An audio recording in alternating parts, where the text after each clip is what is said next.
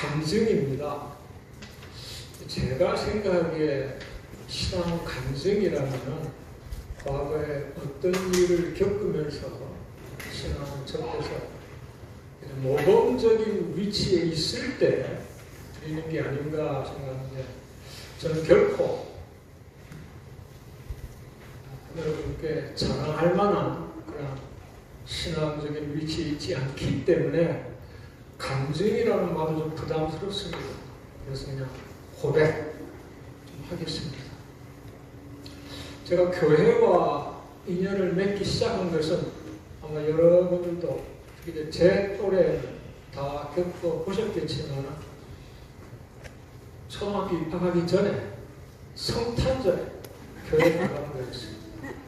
누구든지 교회 나가면 연필이든 지우개든 선물을 받을 수 있었어요. 그래서 그 선물 욕심으로 1년에 한 번 교회에 갔습니다.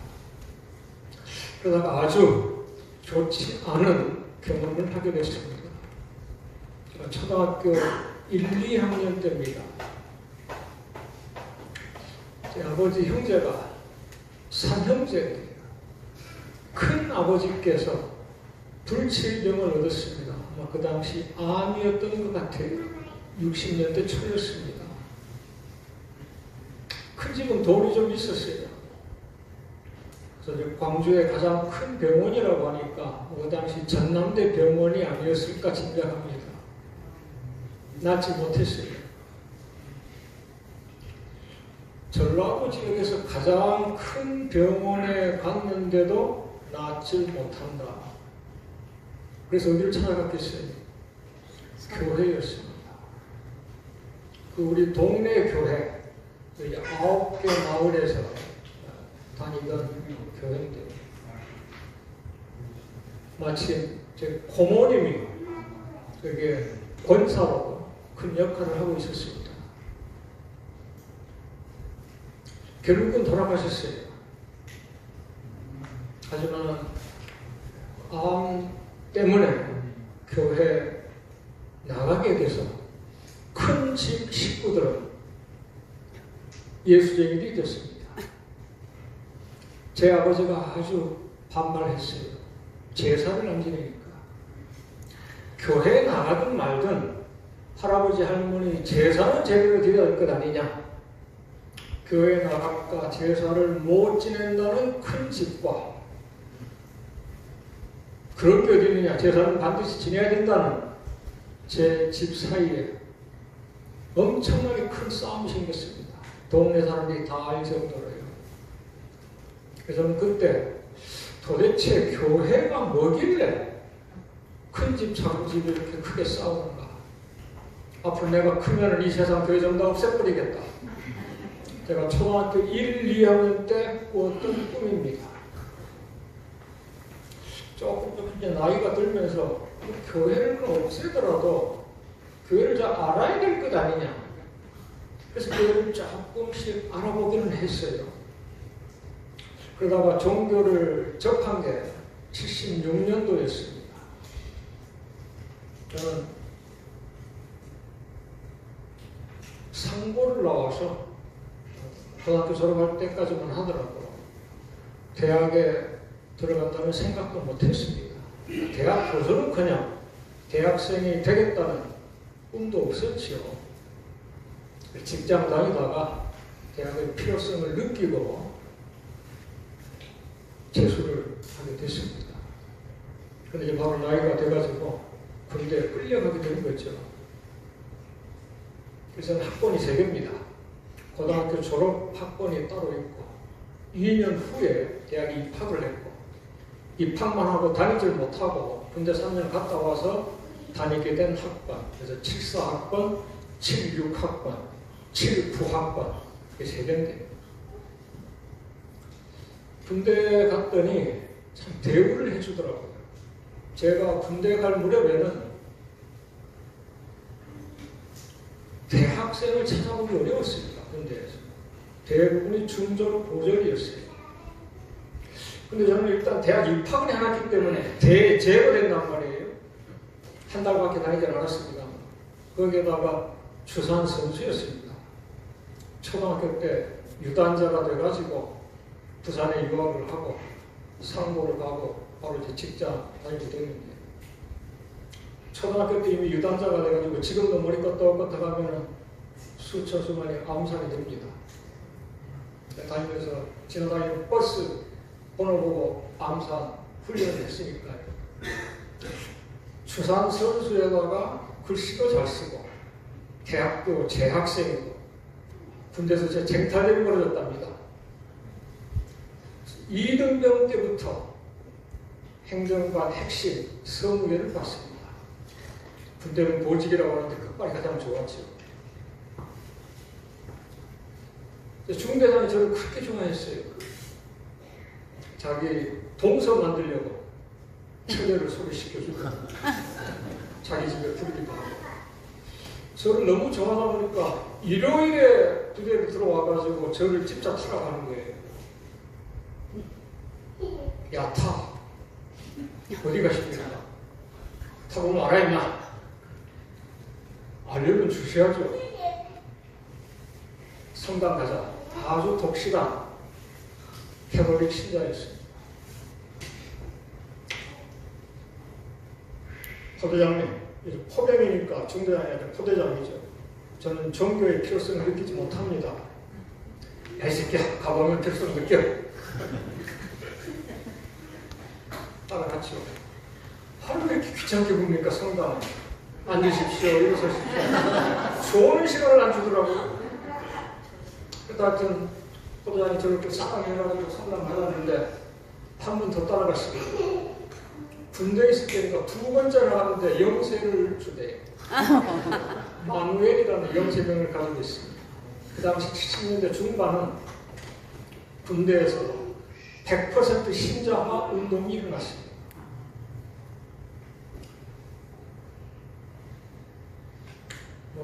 몇 달 가다가 그쳤습니다. 도저히 제 성경에 맞지 않습니다. 그냥 제가 마음속으로 믿겠습니다. 3년간 군복무하고 대학에 돌아왔습니다. 동국대학교였어요. 그때는 불교 성립대학입니다. 1학년 때 불교학개론이 있어요. 이건 안 맞더라고요. 무슨 말인지 모르겠고, 불경에 비하면 성경 아주 쉽습니다. 옛날 얘기예요. 그래서 그 불교학개론 C학점인가 하셨을 거예요. 철학은 F맞고요. 제가 철학, 사상 아직도 못 따라가겠는데, 그래서 첫 번째 접한 게 천주교, 두 번째 접한 게 불교였어요. 그러다 유학을 갔어요. 내가 남들처럼 상고 나와가지고 좋은 학교는 못 들어갔지만 내 형이 미국에 있으니까 그 덕분에 공부를 좀 더 할 수는 있지 않느냐, 여행을 가게 됐죠. 몇 년 있다 결혼하게 됐습니다. 저는 막내로서 아버지 어머니로부터 결혼을 하고 미국 가라는 얘기를 들었습니다만 또 거역했습니다. 공부 마칠 때까지는 결혼하지 않겠습니다. 근데 공부를 하다 보니까 외로움이 좀 생기더라고요. 어느 날 밤 12시까지 항상 이제 도서관에서 공부하고 기숙사를 하는데 귓가에 쌓인 낙엽을 밟으면서 외롭다는 걸 느꼈어요. 저도 그때는 상당히 감정적이었단 말이에요. 마침 그때 형수, 뉴욕에 있는 형들로부터 중매를 부탁받아가지고 응하기로 했습니다. 그 여자가 멀리 와싱턴주에 있었어요. 저는 텍사스에서 공부를 하고 편지를 주고받게 됐습니다. 그때는 이메일이 있을 때도 아니에요. 편지가 제 소개를 했죠. 나는 가진 거라고 책 보따리 몇 개밖에 없는 가난한 유학생이다. 이렇게 소개를 받았는데 한번 교제해 보겠느냐. 그래서 편지가 한 달에 한 번 정도 왔다 갔다 했습니다. 편지 중에 저한테 교회 나가느냐고 묻는 말이 있더라고요. 나는 교회 나가지 않습니다. 교회 나가는 사람보다 더 착하게 살 자신은 있습니다. 내가 교회 나가지 않는다고 당신한테 교회 나가지 말자고 얘기하지 않을 테니까 당신 역시 교회 나간다고 나한테 교회에 데려갈 생각하지 마십시오. 알겠다면서 그냥 응하대요. 그래서 제가 청혼하게 됐습니다. 제가 지금 안에 세 번째 만남이 결혼식이었어요. 그 대신 편지는 좀 주고받았죠. 저는 텍사스에 있고 아니면 워싱턴에 있고. 첫 번째 만난 게 선이었습니다. 1월 겨울방학. 미국은 봄방학이 있어요. 3월에. 3월 봄방학 때 두 번째 만나서 선을 봤습니다. 그래서 약혼식을 가졌습니다. 두 달 후 5월 여름방학을 맞아가지고 세 번째 만남에서 결혼식이었습니다. 처음에는 잠잠하더라고요. 제가 텍사스에서 벼룩시장, 플리마켓이라고 하는데 벼룩이 튀어나오는 고물 그런 것들을 파는 곳이라 해서 플리마켓, 벼룩시장이라고 합니다. 제가 거기서 일을 했어요. 가자마자 학교 식당에서 접식당은 일을 했는데 시간당 $3 25전이었습니다. 80년대 말에. 근데 벼룩시장에 가서 물건을 팔면 하루에 최소한 $20~30를 번다는 거예요. 아, 그러면 주중에는 공부 열심히 하고 주말에 토요일, 일요일 뛰면 일주일에 $50를 번다는 소리 아닙니까?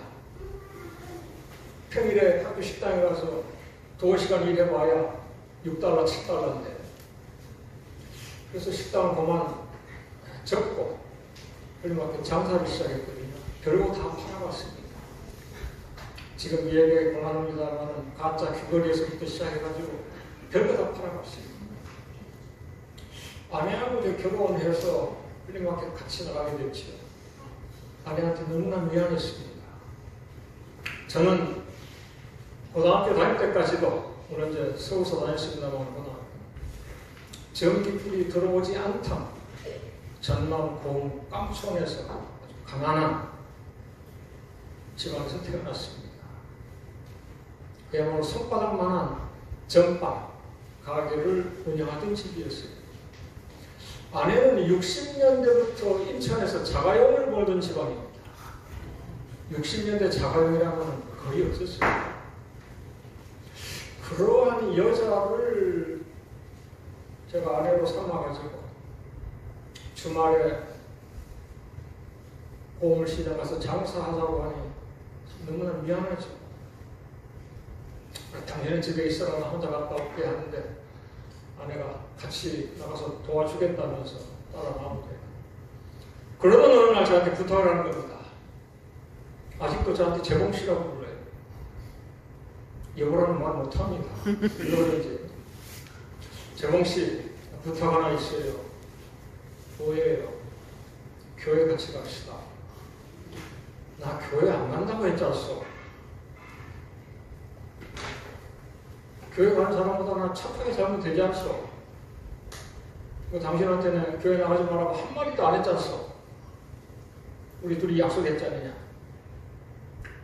그래서 한번 나가봅시다. 자기 일주일 내내 유학생 아내로서 집에 가지고 고생하는데 일요일 탁 좋은 옷 갈아입고 한 2시간 나가는 거 과부처럼 남편이 있는데 혼자 가야 되겠느냐. 그 말을 듣고 나니까 마음이 이상해져요. 부잣집 딸이 가난한 남편 만나가지고 별 고생을 다 하는데 그래 네가 나를 교회로 데려가든 절로 데려가든 일주일에 2시간 그까짓 거 같이 못하겠느냐. 갑시다. 그 대신 아내가 주말에 열심히 플리마켓 장사 도와주기로 하고요. 그래서 교회에 나가기 시작한 게 결혼 몇 달 뒤였습니다. 87년입니다. 어제 올린 글에 썼습니다만 그때 너무나게 답답한 거예요. 저는 글 쓰는 습관이 있는데 토시 하나도 신경을 씁니다. 어떻게 하면 한 글자라도 줄일 수 있을까? 발음 아주 중시하고요. 영어는 말할 것도 없고 우리말에서. 제가 고등학교 사고 다녔지만은 고3부터 영어 응변을 했는데 영어 응변에서 가장 중요한 게 발음입니다. 지금 입이 삐뚤어져가지고 발음이 셉니다만. 그래서 영어든 한국어든 발음을 상당히 중시하는데, 그래서 꼬시기 하는 사람은 저 7세기입니다. 꼬치 그래야지. 그 정도예요. 근데 목사 설교를 들어보니까 논리에도 어긋나고 발음도 엉터리고 내가 왜 저런 설교를 듣고 있어야 돼? 무슨 행사 있으면은 애국가 4절 기니까 1절만 하고 책이나 그러잖아요. 찬송은 말도 안 되는 걸 그냥 4절까지 꼬박꼬박 부르는 거예요. 헌금만 하고 하죠. 그때 유학생 남들은 한 1, 2불 냈던 것 같은데 저는 꼬박 5불 냈습니다. 그래서 돈을 버는데 장사해야죠. 돈을 내가 낸다. 그 대신 밥을 먹으니까 아내하고 그러고 옷 따르면 두 사람 점심값 가지고 충분하다. 헌금은 아깝지 않았어요. 정말 교회 나가는 게 질색이었습니다만 제 아내의 소원이고 내가 부잣집 딸 데려다 고생시키는 그 죄악 감당하는 의미에서 제가 먼저 빠지자는 말을 한 번 안 해봤습니다. 아내가 무슨 일이 있어 빠진다면 당신 나가라 이렇게. 신심은 전혀 안 정했어요.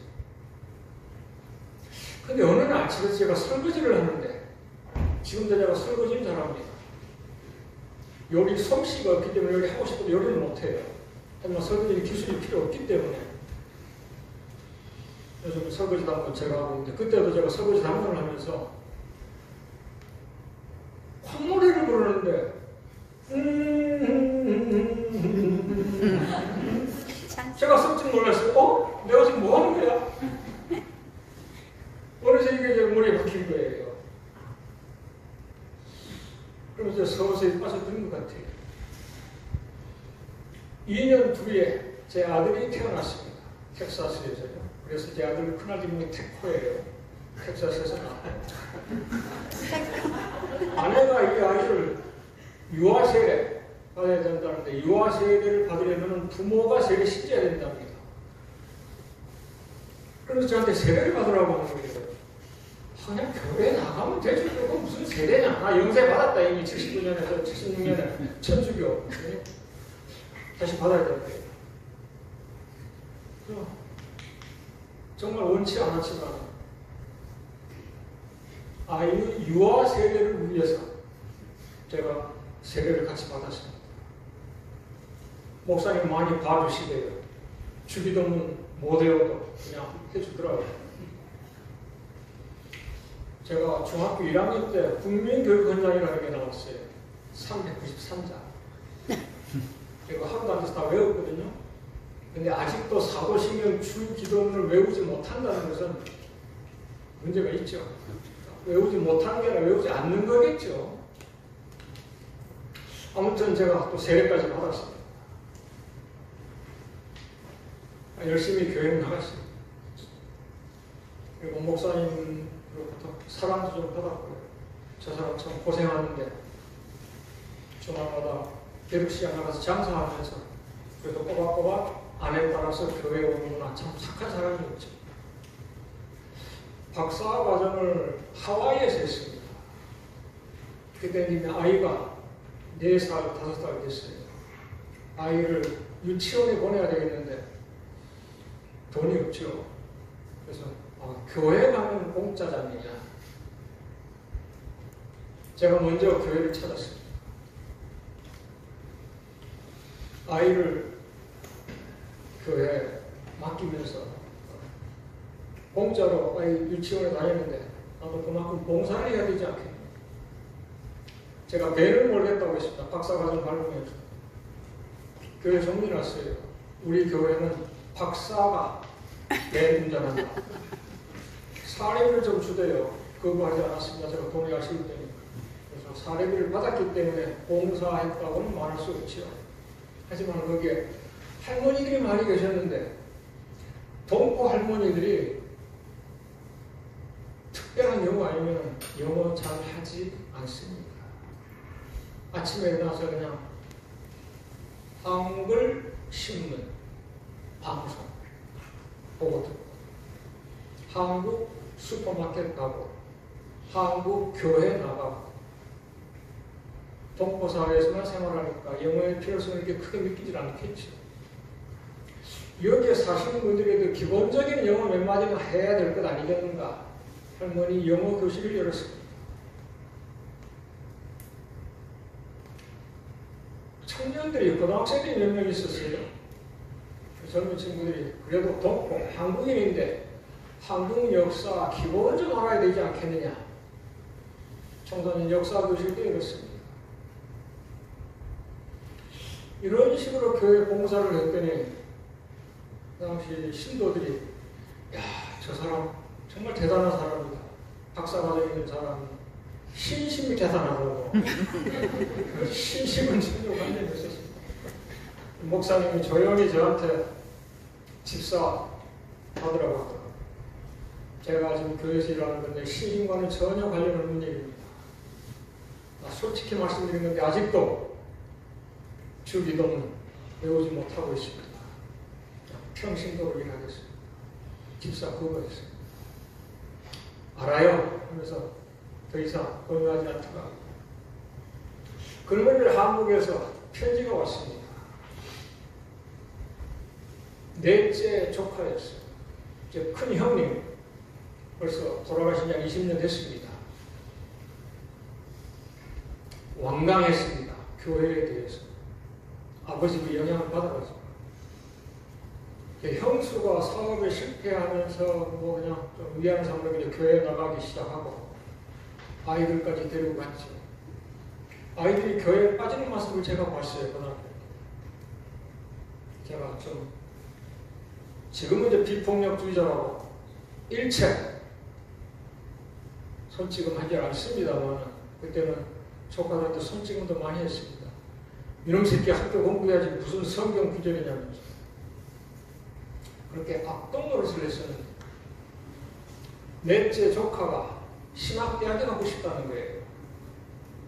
아빠가 반대하니까 삼촌이 좀 얘기해 주실 수 있느냐. 형님한테 편지를 보냈습니다.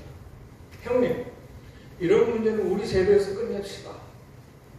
우리 부모 세대에서는 그토록 원수지간으로 지냈지만 그게 우리까지는 영향을 미쳤더라도 우리 다음 세대는 그러지 맙시다. 내가 신학대학 가겠다는데 우리가 그 반대하면 뭐합니까? 그냥 놔두십시다. 저보다 18살 위 형님인데도 막내 동생이 그래도 박사 공부한다고 제 의견을 좀 존중해 줬어요. 니네 삼촌이 허락하니까 니 신학대 간다. 그래서 그 아이가 제 응원으로 장신대를 갔습니다. 그래서 제가 한 얘기가 왜냐면 이왕 신학대 가려면 장신대 가야지 한신대를 가야지 좀 진보적인 쪽으로. 장신대 가서 진보 운동을 일으키는 게 더 낫지 않을까요? 하더라고요. 말 되나? 거기 가가지고 친구를 만나서 신대원까지 나오고 지금 원주에서 부부 목회를 잘하고 있습니다. 그런 영향으로 제 조카들 5살이죠. 10명. 10명 중에 5이 목회자가 됐습니다. 제 처가 쪽도 마찬가지예요. 제 아내의 여동생, 처제죠. 목사입니다. 그래서 제 집안에 목사들이 참 많아요. 그래도 저는 아직 그 내세에 대해서 확신을 갖지 못하면서 소위 신심을 갖기가 어려웠습니다. 그냥 주일 예배에 참여해가지고 맨날 그냥 뭐 일주일 동안 뭐 잘못했다고 반성하고 회개하고 또 밖에 나가면 나쁜 짓 하고 그러한 사람들보다 교회 나가든 안 나가든 그냥 착하게 살면 되지. 그런 생각을 얼마 전까지 가졌었거든요. 조금씩 변하기 시작했습니다. 결정적으로 변하게 된 게 우리 한 목사님 만나면서 그리고 제가 학교에서 연구실에만 있지 않고 소위 평화운동, 통일운동을 하면서 접하는 사람들이 목사님들이 대부분이었죠. 그리고 제가 박사과정에서 공부했던 분야 가운데 하나가 비폭력 정치학, 평화학이었습니다.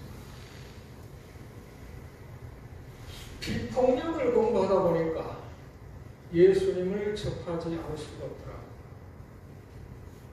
오늘 우리가 읽은 기절, 마태복음 5장이죠. 제가 가장 성경에서 처음에 받아들이기 어려웠던 대목이 오늘 우리가 낭송한 두 기절입니다. 우리가 산상수훈, 산상설교라고 하는 마태복음 5장하고 이사야 11장. 아무리 원수를 사랑하라고 하지만은 어떻게 자기 오른밤을 때는 사람한테 나도 같이 애기지는 못한 망정 왼밤을 대라고 하느냐. 말이 안 된다. 속옷을 뺏으려는 사람한테 겉옷까지 줘라? 오리를 가자고 하는데 심리까지 가라? 원수를 사랑하는 것하고 이거하고 어떻게 연관이 될까? 그 제가 향림교회에 계시던 조헌정 목사님 얘기를 듣게 됐어요. 해석이 다르더라고요.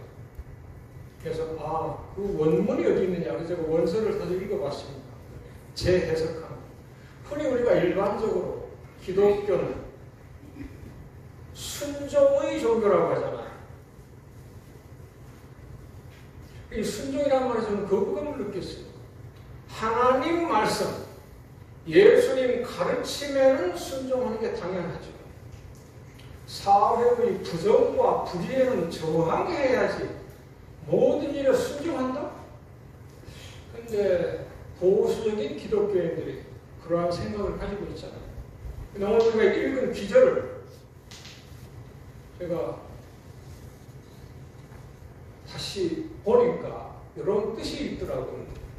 그 당시에 예수가 살던 시절에는 왼손을 쓰는 게 금기시됐답니다. 이건 똥 닦는 역할.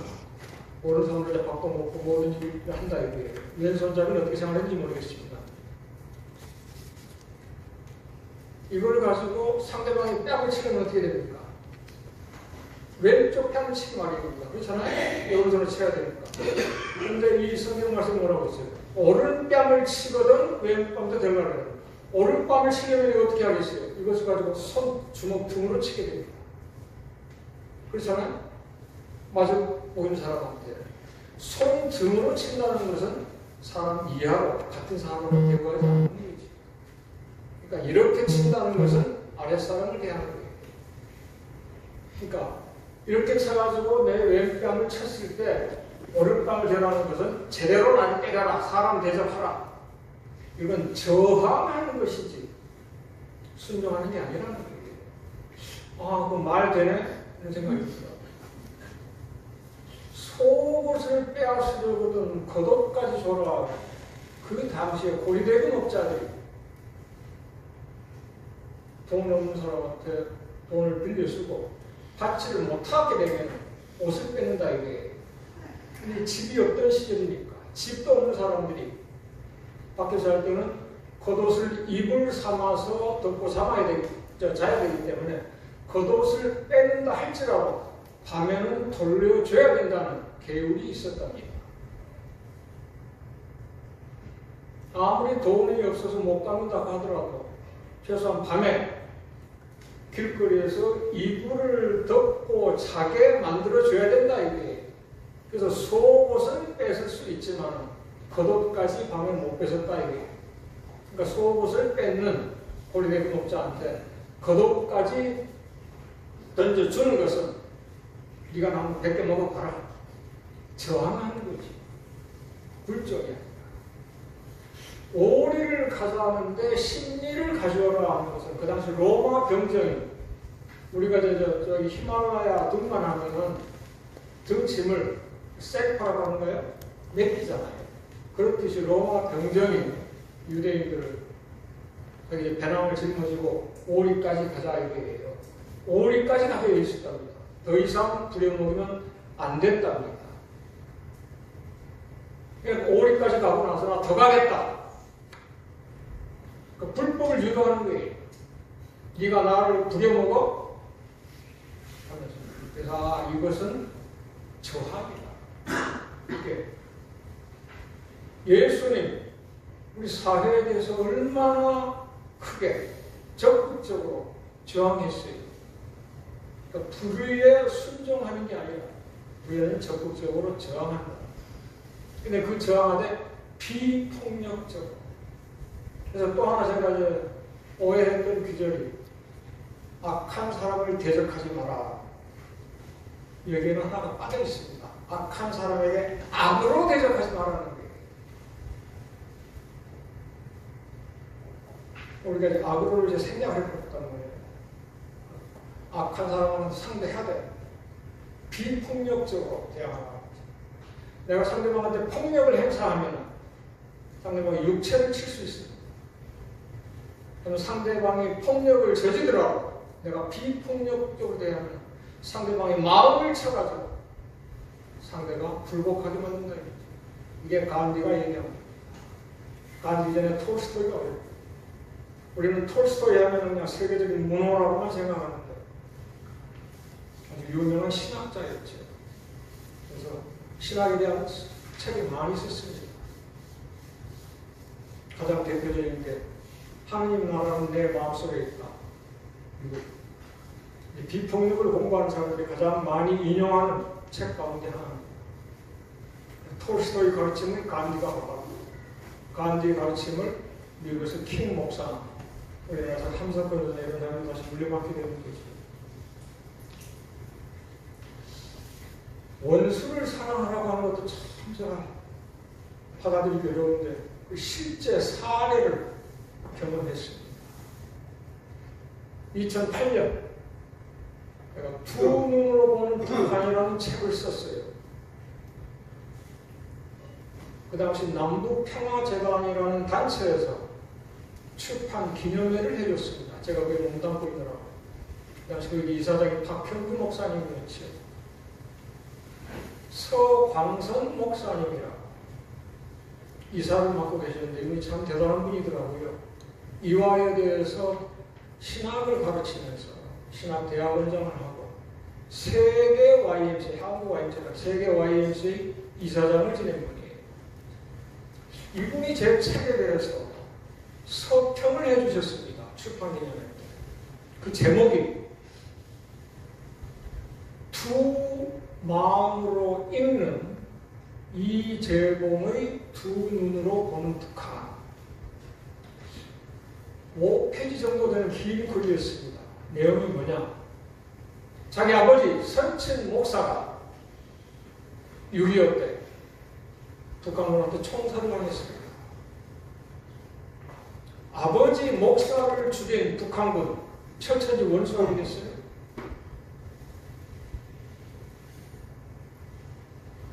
그게 목사니까 원수로 삼지는 못하지만 그래도 북쪽에 호의적인 생각은 전혀 없다 이게. 제 책을 보니까 머리로는 맞아 북한하고 화해하고 협력해야 돼. 그게 도저히 가슴으로는 못 받아들이겠다는 거예요. 그래서 두 마음으로 읽는 하나는 원수, 하나는 동포, 두 마음으로 읽는 이재봉의 두 눈으로 보는 북한. 남북평화재단을 통해서 북녘 돕기 운동을 많이 펼치신 분입니다. 2년 전에 돌아가셨습니다. 90세. 2015년 제가 이재봉의 법정증언이라는 책을 펴냈습니다. 그 책을 보고 김동수 교수라는 분이 저한테 연락을 해봤어요. 내가 30권을 구해가지고 여기저기 나눠주고 싶다. 이분 사연을 들어보니까 아버지 목사가 김구 선생의 비서였고 해방 직후 우리 남쪽에 와가지고 교회 창설 운동을 가장 열심히 했던 분이라고 수십 분도 교회를 세웠더라고요. 이분도 목사가 되기 위해서 미국에 신학, 유학을 갔는데 신학 석사까지 마치고 내가 신학을 해서 목사가 되는 것보다는 사회복지를 공부해서 사회복지하는 게 더 바람직하겠다. 박사과정에 가서 바꿨습니다. 그래서 교회에서는 장로, 학교에서 교수가 됐죠. 저 이분을 아직 만나보지 못했어요. 이분도 2년 전에 돌아가셨는데 저를 그렇게 좋아하셨습니다. 계속 이메일과 전화하고. 그 아버지가 한국전쟁 때 총살당했습니다. 서울에서. 아버지 가슴에다가 나는 친미 목사다. 총 맞은 시신을 자기가 가서 수술했다는 거예요. 그럼에도 불구하고 북녘동 포독기 운동에 앞장서면서 제 책은 이제 친국적이었죠. 여기저기 뿌린 겁니다. 그 중에 한 분이 한한상 선생이었습니다. 90년대부터 통일부총리, 교육부총리, 적십자 해상, 대학 총장 서너 군데 하고 뭐 이런 분이죠. 우리 교육교회 한번 왔었어요. 저하고 여기 앉아가지고 대담을 했었는데.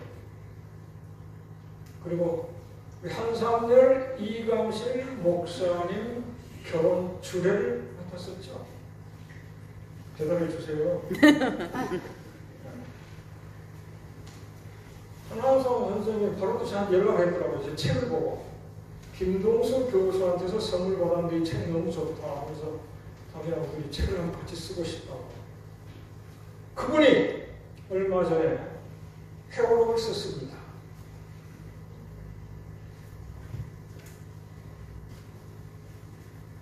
한한상 회고록. 사자가 소처럼 여물을 먹고 이 제목이에요. 오늘 우리가 읽은 이사야 11장 9절입니다. 제가 이 책을 바로 받자마자 선생님이 아무리 신학자라고 하지만 사자가 어떻게 소처럼 여물을 먹느냐, 좀 실현 가능성이 있어야지. 이 책 가장 뒷부분에다가 이분이 해설을 해놨습니다.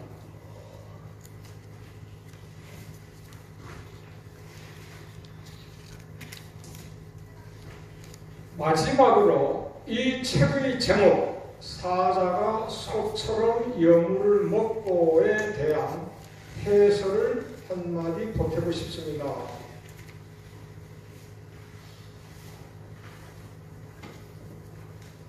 저는 이 기절을 세상에 손톱만큼이라도 실현 가능성이 있어야지. 가능성이 1%도 없다면 그것은 이상이 아니라 환상, 망상, 공상 아니냐, 이런 식으로 비판했단 말이에요. 이분은 이게 이제 바램이죠. 현실 세계에서 가장 꼭대기 있는 나라, 사자 같은 나라 어디예요? 미국이죠. 미국처럼 이 세상에서 전쟁 망해하고 전쟁 잘하고 전쟁 좋아하는 나라가 없습니다. 특히 미국과 이스라엘 얼마나 호전적이에요. 이러한 나라들이 약속들 마음 먹고 침범한다는 거예요. 제가 TV를 별로 보진 않습니다. 하루에 TV 시청 시간 20-30분입니다. 딱 뉴스 할 때. 가끔 보는 게 동물농장이에요. 아주 안타까운 대목이 있어요. 사자나 표범이나 여기는 하이에나, 덩치는 조그마잖아요. 큰 코끼리, 코뿔소, 그 다음에 버팔로, 물소, 자기들 몸집 3배, 4배, 10배 되는 그러한 동물들을 죽이잖아요.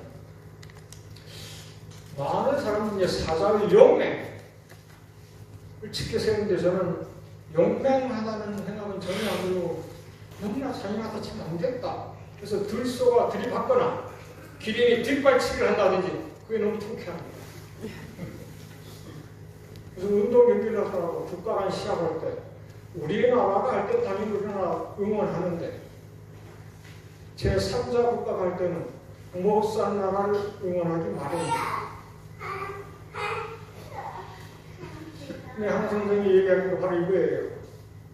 사자가 체질을 바꾸면 어린 소하고 염소하고 같이 풀 뜯어 먹을 수 있는 것 아니냐. 강대국들이 성격을 좀 바꾸면 약속을 침범하지 않고 평화롭게 살 수 있는 것 아니냐. 맞아. 이게 바로 우리 꿈, 목표가 되어야지. 그러한 생각을 갖고 저도 이 구절을 가장 좋아하게 돼서 오늘 여러분과 같이 불러봤습니다. 그래서 우리가